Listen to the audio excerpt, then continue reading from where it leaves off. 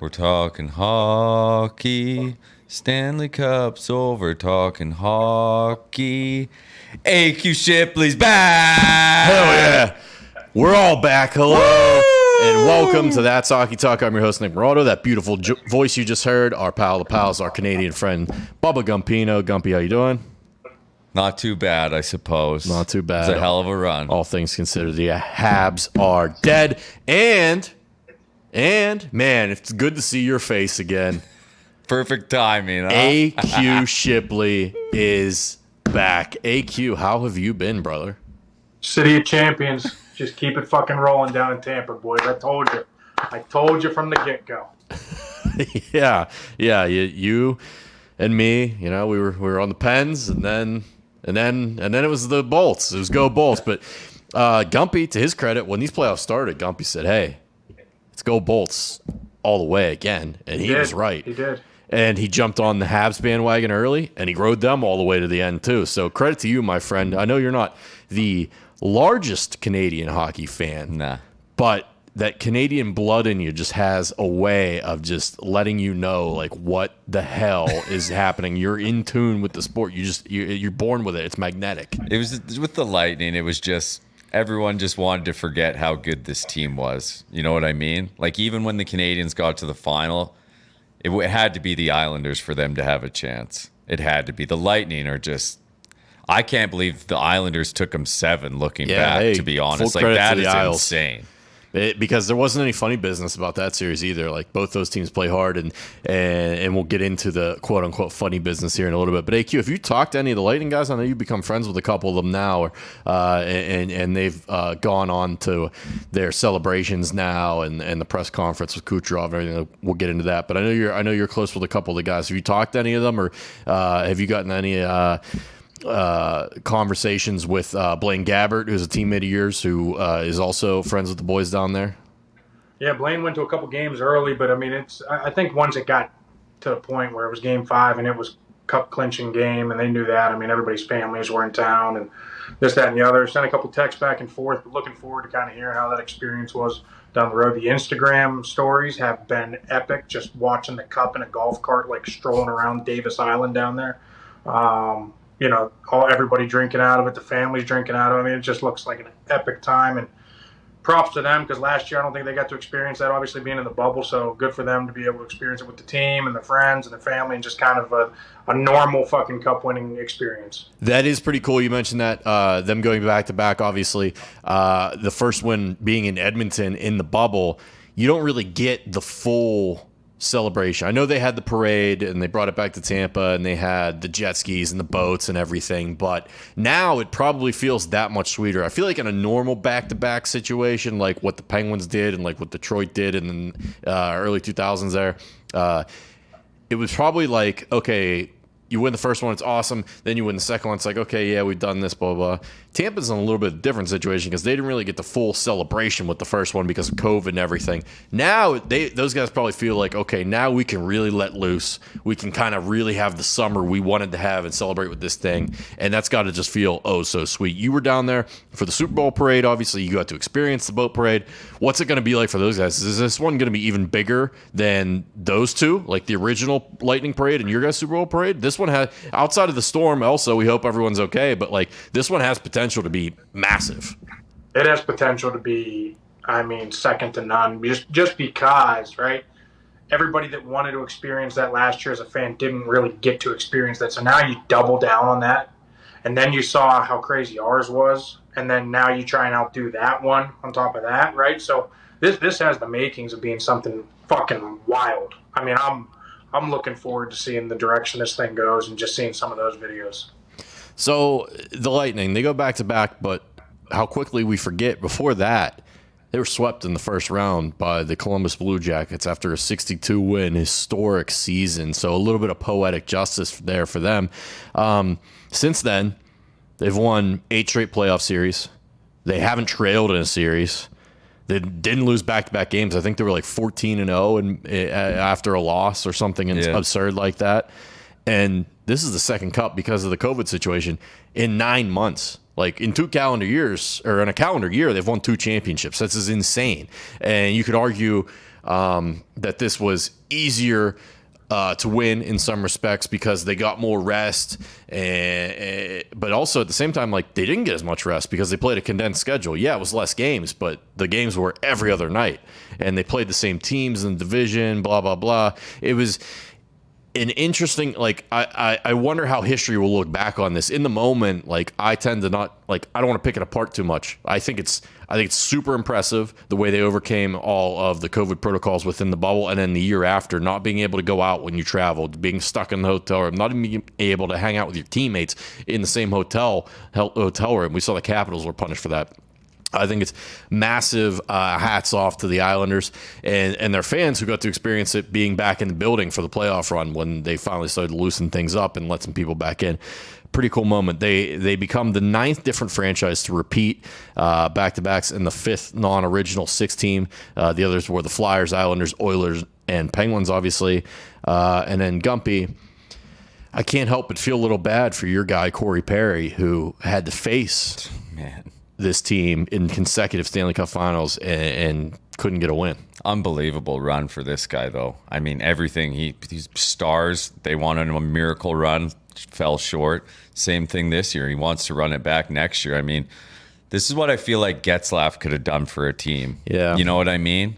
And I think it is cool to see for Perry. Obviously, it's heartbreaking to lose back-to-back Stanley Cups, but good for him to keep grinding it out, man. And it's not like he wasn't just a passenger on these runs. Like, he was an integral part of these teams, man. Integral, I like that. Like that? No, he was massive. And it's like you always worry about bringing in a vet like that in the sense of, yeah, you like their leadership and the intangibles they bring, but can they keep up? Does he have the foot speed? We knew he's tough enough and physical, but he kind of helped change what that Habs team was. We looked at the beginning of the year. We talked about them. They had some success early on. We praised Bergevin for picking up Josh Anderson, Tyler Toffoli, 2 other guys who helped shape the team. Then as the season went on, they kind of started to sag a little bit. And then I even said on this show, like, if it was a regular playoff year, I don't even think they qualify for the playoffs because of the way the division shakes out. Now they got to face Tampa again because we go back to the original division formats and conference formats next season. Now they're going to be in the same division with Tampa, who obviously, because of the salary cap circumstances, is going to be somewhat of a different team. They're not going to be gutted, but they are going to have to face some consequences after going through the playoff run at almost $20 million over the salary cap. Let's talk about that, the quote-unquote salary cap circumvention.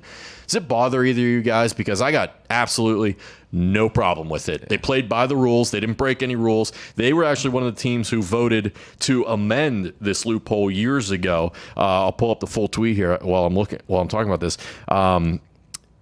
This was an issue, I think, for the Blackhawks years ago in 2015. Somewhat of an issue. It wasn't as big as Tampa is now, but Tampa was actually one of the teams who voted against this and closing it.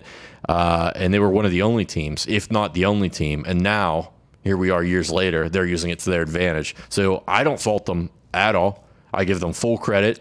And if Kucherov was, we talked about it, healthy maybe a week or 2 left in the regular season, it would have forced them into a cap crunch and some interesting situations, but I don't think it would have derailed anything had they had him come back and played. I think they played it smart. I think they played it savvy. And I don't know what the league's going to do about this rule, if anything, because teams exploit that LTIR, the long-term injured reserve, all the time. Every team does it. And a lot of guys who should be retired and having their teams facing cap recapture penalties because of that whole situation with contracts, get away with it and just have guys stay on the team throughout the years. When they shouldn't be playing, they should be retired. They're still getting paid by the team because they're on LTIR. The team gets cap relief. The player gets paid. It's kind of a win-win for everybody. Any of you guys, Gumpy, you're not necessarily a Habs fan, but you were pulling for them. Do you have any bitter feelings toward this? AQ, how do you feel about it? I'm fine with it. Yeah, it doesn't bother me at all, man. I mean, hindsight's 2020, right? The only people that bitch was when they got knocked out. Going into the playoffs, did anybody have anything to say about this? No. You know what I mean? Who cares, man? Get over it. Tampa Bay was just, it doesn't bother me. Maybe that's wrong, but that's just my thoughts on it. Listen, rules are written in the country and sports and whatever it is, and people are going to find loopholes. Yeah. It's your job as a salary cap guy to find those loopholes, as a general manager, whatever it is, to get the best possible team on the ice, on a field, on whatever grounds possible around the rules, right? And so by playing by the rules, they just found a way to make it work, and there's no fault in that. I mean, you're seeing it in the NFL now with a lot of the salary cap guys, including our own, right? Like there's ways to do things in order to keep guys, and now it may cause something down the road, but teams are willing to do that because in order to keep your job, you got to win now, and that's what teams are finding a way to do. They're finding a way to keep pieces together to win now. Now, 3-4 years down the road, you might have to blow the whole thing up and start from scratch, but people are willing to do that if it brings 2 rings in 2 years. Yeah, and I guess I should have explained exactly what the circumvention is. I'm just assuming everybody knew it by now. So the way the NHL works is during the regular season, there's a cap with a limit. It's a hard cap. If you have a player who's injured, they go on long-term injured reserve.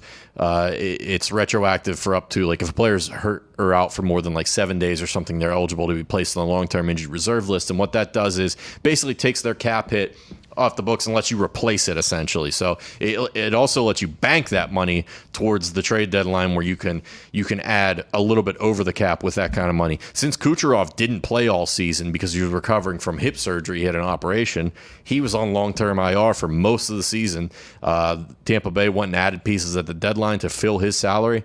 Then, the way the NHL works, when the playoffs start, that salary cap is non-existent anymore. You can go as high above it or below it as you want, and they did that. They went almost $20 million over, bringing Kucherov back and Stamkos back, who were injured at the time. They got back healthy, and now you have a team with a little bit more depth than everybody else, but it's fully legal. Every other team could have done it. Every other team had injury issues. Every other team just either... The only disadvantage here is if you're an owner who's not willing to pay the money out of pocket. And when you get into the differentiation between cap dollars and actual money, because an owner with deeper pockets is going to have an advantage in that situation, because they can obviously add more salary. As a budget team, like, let's say, like the Carolina Hurricanes, they're probably not going to want to go over the cap, so to speak. So it's a loophole. It'll be examined. I don't know if there's going to be any quick or harsh reaction to it in terms of amending it by the league. They've already looked at it in terms of camp in Tampa and determined there was no circumvention or no foul play. They did it legally by the book. So, like I said, I don't have a problem with it. We seem to all be on a similar page here. Like, yeah, maybe it's a little shady in the ethical sense, but hey, everybody had a chance at it. All the teams viewed and voted on these rules that AQ spoke of. They all had a shot to speak up and say something or change it then. They didn't. They all voted on it. They all amended it. It's in there. We're moving on. The other controversy, so to speak, I roll my eyes when I say this because it seems to only be coming from Habs fans on Twitter. The chest protector and pads of the Conn Smythe winner, the MVP, the playoffs, Andre Vasilevsky, the big cat, the goalie for Tampa. There was one picture that came out during the handshake line of Carey Price and Vasilevsky shaking hands, being good sports in the great game of hockey, as is tradition. You shake hands after the series is over, congratulate your opponents, you make peace, you make amends. Vasilevsky looks a little bit bigger than normal. Looks a little bit bigger than Carey Price. He looks a little swelled up. Okay? Now, if you look at their heights and weights, they're both pretty similar. It's a drastic difference in this picture. Is there some funky angles at play? Maybe. I don't know. Eddie Lack, former NHL goaltender, he was on Twitter saying, hey, it's the way they choose to wear their pads. Yeah. It's the styling. Carey Price doesn't tuck his in. Vasilevsky does tuck his in, and that kind of makes it protrude a little bit. These Habs fans, man, I tell you. And we've been down this road before. You remember J.S. Giguère? Yep. With the Ducks. Remember? He had the fucking wide shorts that... Yeah, like this shit happens. It's Hank Lundqvist for years was criticized for having big old pillow pads. I wanted the Habs to win as much as anybody. You lost. It's over. And it wasn't because of the size of Andre Vasilevsky's chest protector. But this is the world we live in now, Nick. Everyone has to have a bitch about like Tampa Bay just went back to back, probably one of the greatest runs we'll see in hockey, and we're gonna make a mockery of it because of what, a pitcher. And it's not like Vasilevsky, like I understand he wins MVP, he wins the Conn Smythe, but it's not like he was lights out every single game of that series. The only game you were losing games 5-1, 6-1. Yeah, game two was the one that the Habs outshot them. That was the one game I'd say. It's getting too much like baseball with the spider tack and the sticky stuff and all that for my liking. It's like, okay, you lost, move on. Get over it. Excuses. I'm so sick and tired of excuses. Like, I hate when people lose and then all of a sudden we start fucking playing back the tapes. Like, that's one of my biggest fucking pet peeves is just, you lost. And it wasn't even fucking close. It wasn't close. Like, and if you really want to fucking come down to it, the two teams in terms of talent aren't even close. No. I mean, it's not even close, right? So, Habs fans, awesome. Be happy you were there. Yeah. Be thrilled that you made it to the Stanley Cup. Be thrilled that Carey Price took you on a run and just faced a better offensive fucking juggernaut in the fucking finals. And can keep it moving, right? But to sit here and start playing the angles of, oh, God, this picture shows this guy. Like, who gives a shit? Like, he's obviously getting checked. The people are going to look at it. They get checked every game. If there was something wrong, he would have been taken out or told to switch his fucking pads, period. Yeah. Let's not 3 days after the fact start pulling out every excuse in the book to be like, oh, well, shut up. It's literally happening with every game now in every sport. It's just what it is. It's what it's turned into, unfortunately. Like, even in golf, like, that shit annoys me more than anything. I don't know what your guys' thoughts are on it. I know we're switching gears here. No, it's the same thing, though. It drives me insane whenever we start fucking getting video call-ins of this guy touched a microblade of fucking sand behind them. Shut the fuck up. Like, come on. Like, it drives me insane. I can't stand it. Sorry. No, it's okay, because this leads us to the next subject of while we're talking about bitter Habs fans. The Nikita Kucherov press conference after the game. I'm sure you all saw it. I'm looking for it here to play it.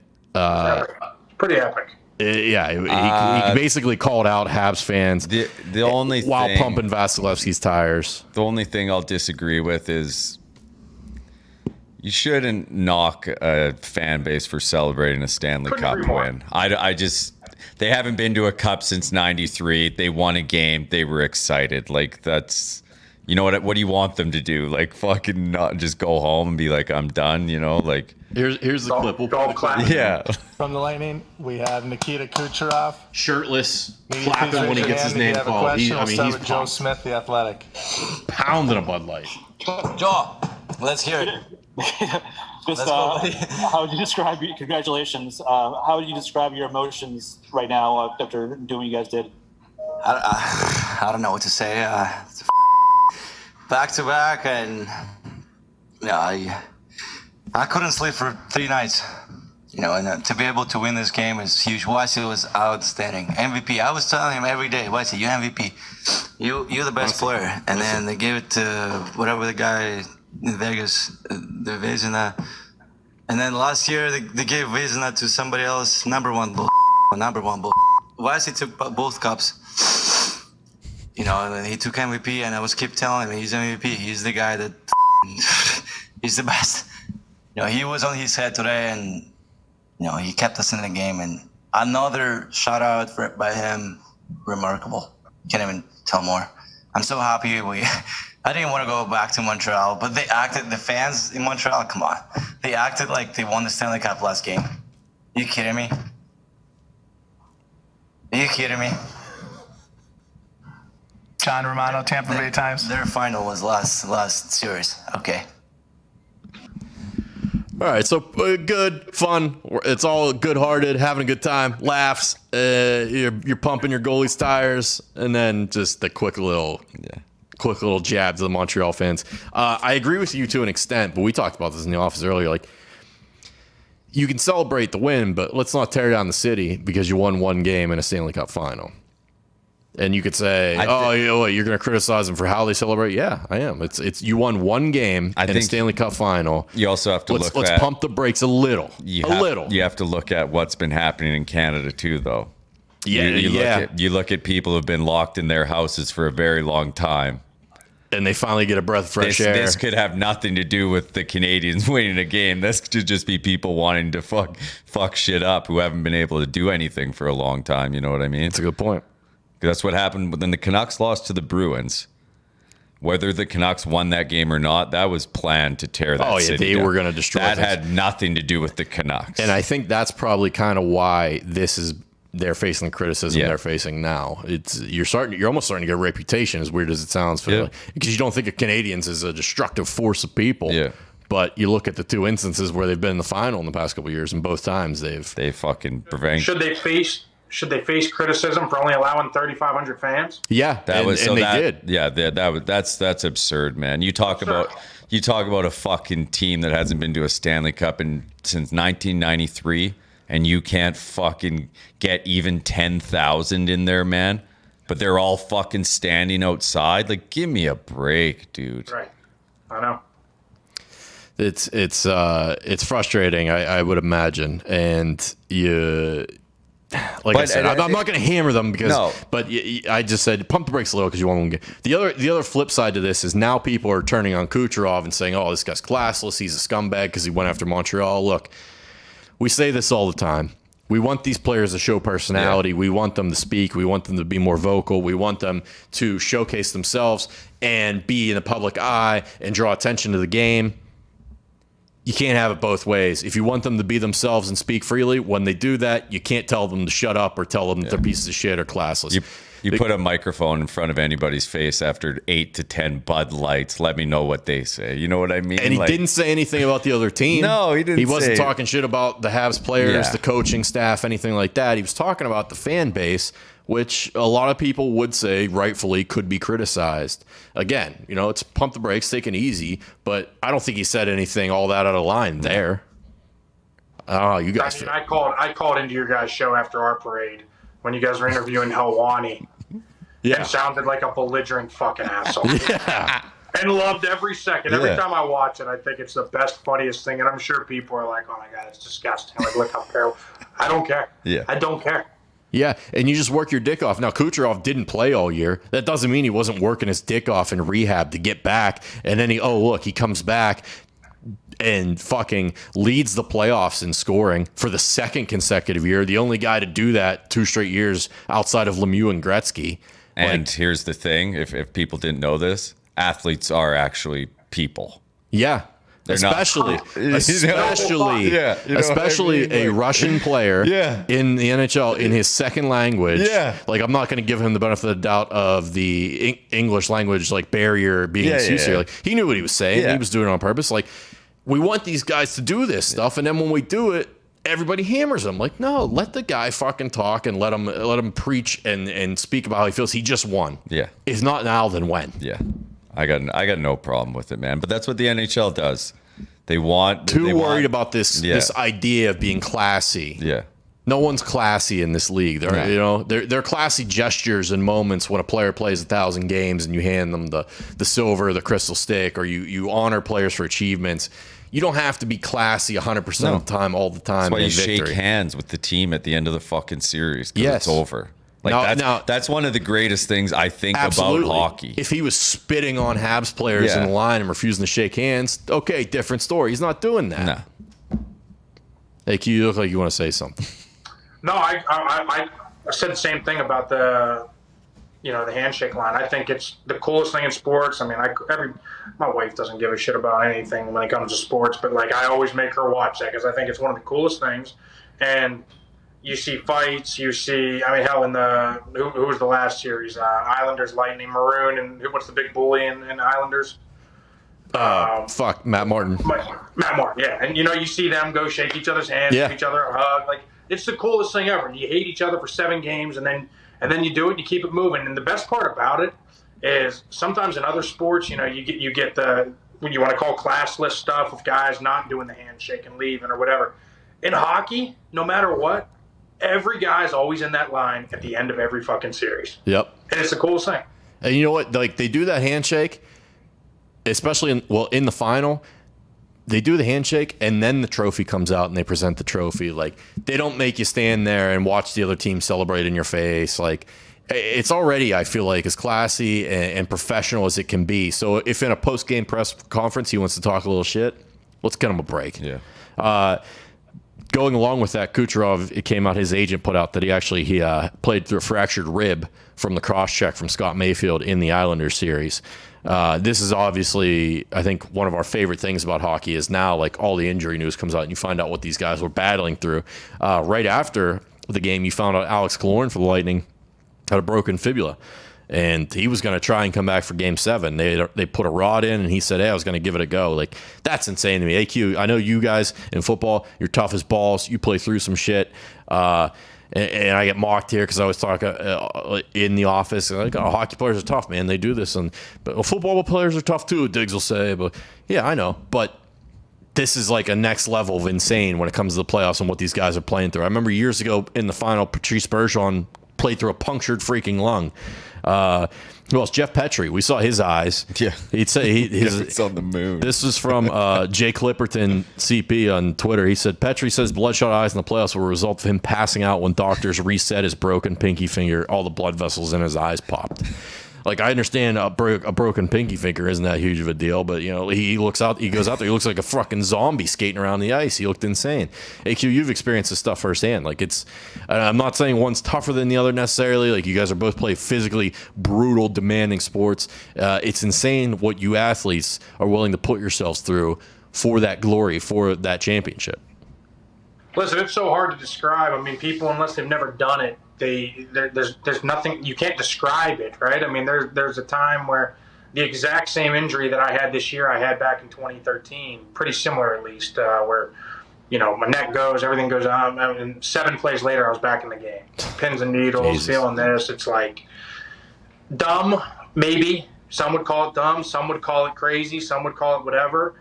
But at the end of the day, like, you want to play. That's what you work your ass for. You work your ass off for putting in all that hard work to go showcase it on game day. And, you know, I've had numerous things. Shoulder goes out, you pop it back in, you roll back in, right? Like 2 plays later. These guys do the same thing. The crazy thing about them is they don't have as much protection as we do in a lot of cases in some areas. I mean, these dudes are taking a Shea Weber shot off a shin or off a bag. I mean, McDonough's out there just eating pucks the entire series. That dude gets more credit than anybody deserves. So, again, I'm going on a tangent here, but to these guys' credit, when we sit here and we talk about these injuries after the year and after the fact and watching this dude carry around, I don't know how much that cup weighs, but even on a broken fib, just carrying that thing can't be easy.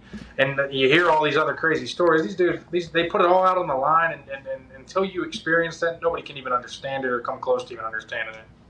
That's hockey, baby. These guys are insane. Yeah. And that's football, baby. You guys are insane. Like, the stuff you guys do to carry on and pursue your dreams and everything, it's admirable. It's insane. And that's what makes us fans, is watching people like you guys do what you've done for years and just battle through and put your bodies on the line. Hell of a season. Hell yeah. I apologize on behalf of this show. We weren't able to put one out last week.